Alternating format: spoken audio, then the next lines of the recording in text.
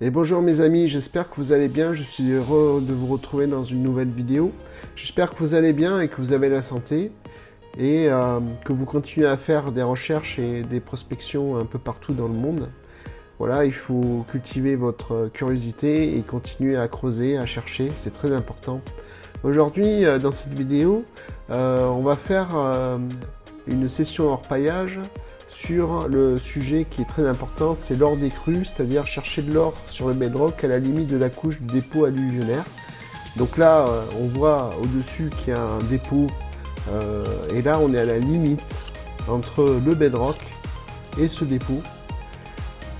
Donc là, j'utilise un outil qui est adapté pour pouvoir curer donc, les alluvions et les substrats qu'il y a sur le bedrock. Hein, c'est-à-dire la couche qu'il y a sur 5 cm entre le bedrock et le dépôt alluvionnaire qu'il y a au-dessus. Hein. On voit bien que le substrat est très fin. Donc on va remplir un pan.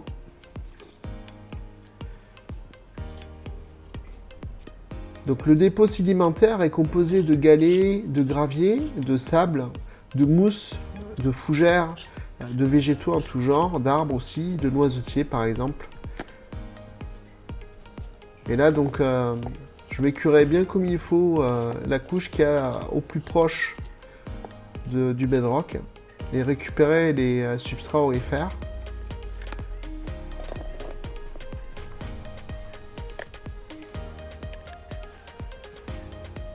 Alors bon, là j'utilise la main gauche pour la cuillère et la main droite je tiens la caméra, donc c'est pas facile. Mais l'usage voudrait que j'utilise un pinceau pour bien récolter les moindres poudres qu'il y a sur le bedrock là. Toute cette poudre, il faut bien la récupérer.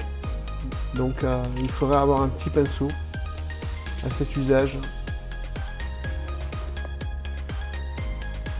Donc faut s'appliquer, il faut prendre son temps, récupérer un maximum de contenu.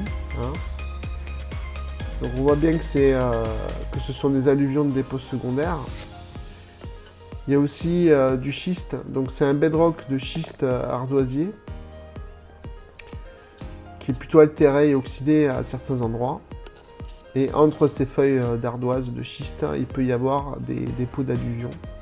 Donc il ne faut pas les négliger et récolter des substrats pour les laver au pan. Et vous ferez des belles trouvailles, des belles découvertes. Là on voit bien que le bedrock il tombe par plateau dans la rivière. Donc c'est un bedrock qui est plutôt plat, avec des crevasses, des interstices. Ici vous avez le bedrock. Donc, ça c'est le bedrock. Bedrock. Et en fait il plonge en dessous, au-dessous de tout ce monticule de terre, de mousse. Et en fait, il faut chercher à la limite entre le bedrock et quelques centimètres au-dessus, en dessous de la mousse. Voilà, les amis. On va regarder ce qu'il y a dedans. Je pense qu'il y aura quelques paillettes. On va voir ça. Donc là, on va procéder au lavage au pan.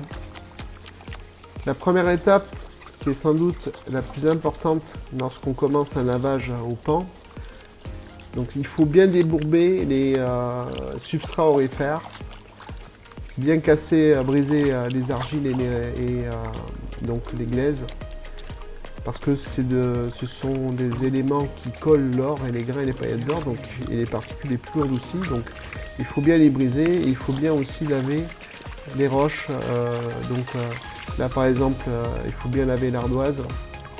Et bien casser les systèmes racinaires, les petites racines, bien briser les argiles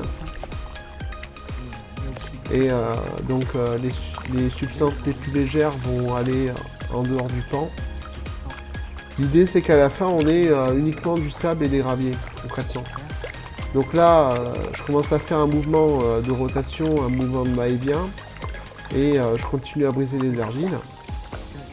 Et là, je commence à faire la classification.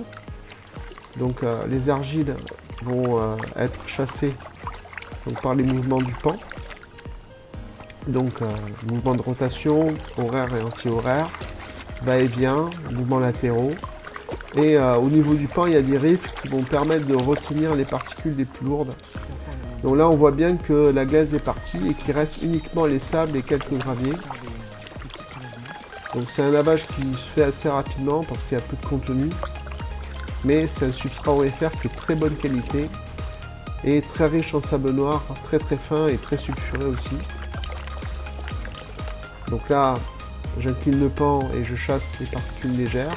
Et il restera uniquement les particules les plus lourdes dans le concentré de sable noir, comme on va le voir là.